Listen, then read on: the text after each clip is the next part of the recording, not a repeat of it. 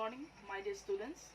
So, my dear students, today we will learn about another great scientist, and his name is Isaac Newton. Sir Isaac Newton was one of the greatest scientists and mathematicians of the world. He was born in the year 1642 at Woolsthorpe in England, and his father was a farmer. But his father died before his birth, and his mother was an intelligent lady. From his childhood, when he was a boy, small boy, from then only, Newton was so much interested in scientific experiment.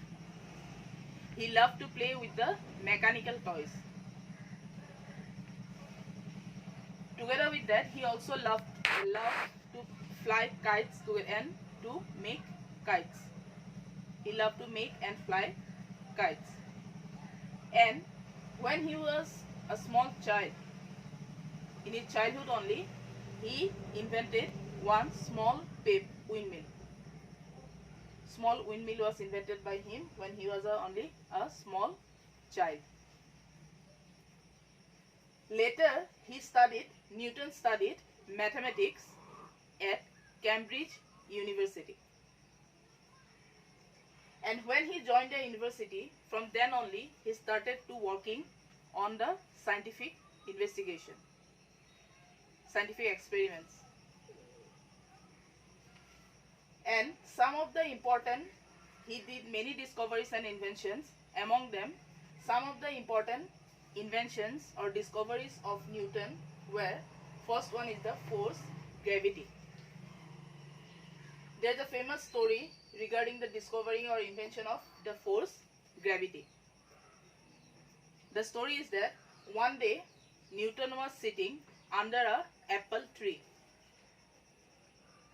and after some time, when he was sitting under the tree, one apple fell from the tree on the ground, and the falling of the apple on the ground made Newton think that there must be some force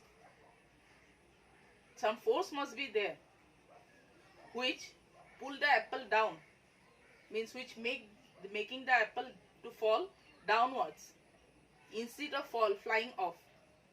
When the apple is coming down, why it is going down? He thought that there must be some force.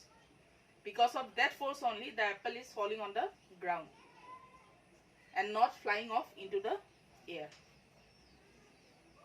And that force, later it was named in the field of science, that force that was about which Newton was telling or thinking, about which Newton was invented, that force was later named in the field of science as the force gravity. Newton told that some force is there, because of this force gravity only caused, because of the force of gravity only caused the moon to revolve around the earth. The moon is also attracted towards the earth and revolving around the earth because of the force gravity. Together with that, the other planets also revolving around the sun in the solar path because of the force gravity. So like that, he invented the force gravity in the field of science. And after that, he started teaching mathematics in the Cambridge University. Another important invention of Sir Isaac Newton was the laws of motion. He invented 3 laws of motion. And these laws explain how the motion occurs. When one object is moving or motion, how that moving of the object or how the motion occurs, about that was explained by the laws of motion.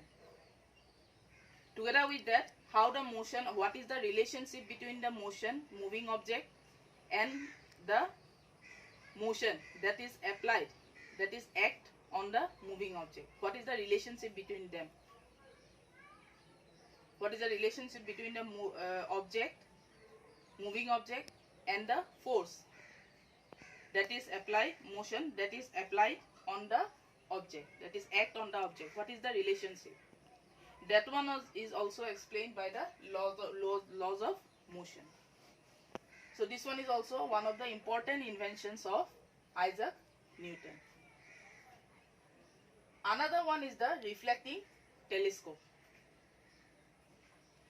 Sir Isaac Newton, for the first time, he observed that he told that the sunlight that is fall on the earth, that is made up of rainbow colors.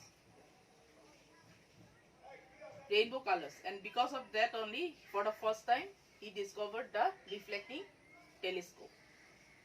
So these are some of the important inventions and discoveries of Sir Isaac Newton. So Sir Isaac Newton gave so many inventions and discoveries in the field of science. His works inspired many of the scientists around the world to do new scientific investigation and discovery. He inspired many of the scientists, his work, and he was respected by all of the people. During his lifetime only, he get many of the honors. He was highly respected by the people. Even in 1703, he was appointed as the president of the Royal Society in England. Later, he died at the age of only 85. He died, and after his death, he was buried in Westminster Abbey. Okay, my dear students, today about this scientist. Next day, will learn about some more scientists, about some another scientist. Thank you.